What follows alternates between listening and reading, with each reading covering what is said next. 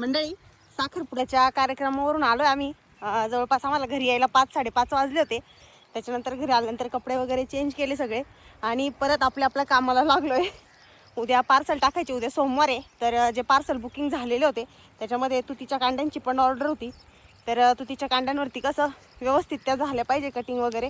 तर त्याच्यासाठी तृप्तीचे पप्पा लगेच इकडं शेतामध्ये आले होते. त्यांनी तुतीच्या कांड्या ज्या आहेत तर त्या कट करून ठेवले आहे आणि मी त्याचे शेंडे ते घ्यायला आली त्यांच्यासोबत.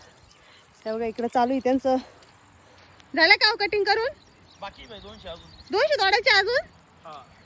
अयो, हे मका लय भारी उतरली हो.